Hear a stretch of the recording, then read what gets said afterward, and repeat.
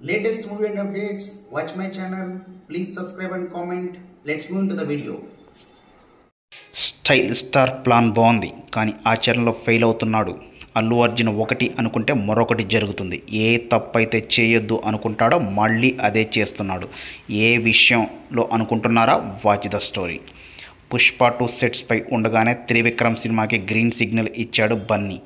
ఈసారి Guruji regular social movie కాకుండా pan India హీరోతో థ్రిల్లర్ స్టోరీ రాసుకొచ్చాడు. ఇంకేముంది, జులాయి, సన్ ఆఫ్ సత్యమూర్తి, అలా వైకుంఠపురం వంటి హ్యాట్రిక్ హిట్ కాంబో రిపీట్ అవుతుందని అల్లు ఫ్యాన్స్ హ్యాపీగా ఫీల్ అయ్యారు. అయితే ఉన్నట్టుండి అట్లీ మూవీ తెరపైకి వచ్చింది. త్రివిక్రమ్ సినిమా వెనక్కి జరిగి తెరపైకి అక్కి రావడంతో రకరకాల కథనాలు వినిపించాయి. త్రివిక్రమ్ కథ రెడీగా లేదని, ప్రీ ప్రొడక్షన్ ఇంకా టైం పట్టొచ్చని.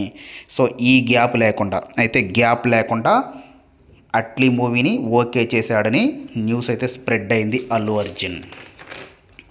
అట్లీ మూవీ కూడా 2 ఏళ్ళు పడుతుంది. అట్లీ మూవీ కోసం ఆ మధ్య బన్నీ హాలీవుడ్ విఎఫ్ఎక్స్ సంస్థలను కలిసి వచ్చి ఒక వీడియో రిలీజ్ చేశాడు. ఆ వీడియో చూస్తుంటే హాలీవుడ్ రేంజ్లో సంథింగ్ స్పెషల్ ప్లాన్ చేస్తున్నారని అంటున్నారు. ఎలాంటి స్టోరీ రెడీ చేశారో కానీ జూన్లో మొదలవుతుందనుకున్న పాన్ వరల్డ్ మూవీ ఈ ఏడాదైనా సెట్స్ పైకి వస్తుందో లేదో అన్న డౌట్ క్రియేట్ అవుతుంది. అంతా సవ్యంగా జరిగితే దసరాకి లేదంటే డిసెంబర్ రెగ్యులర్ షూటింగ్కి వెళుతుంది. లేదంటే 2026లో స్టార్ట్ చేసి 2027లో రిలీజ్ చేస్తారు అట. పుష్ప 2 కోసం బన్నీ 5 ఏళ్ళు గడిపాడు.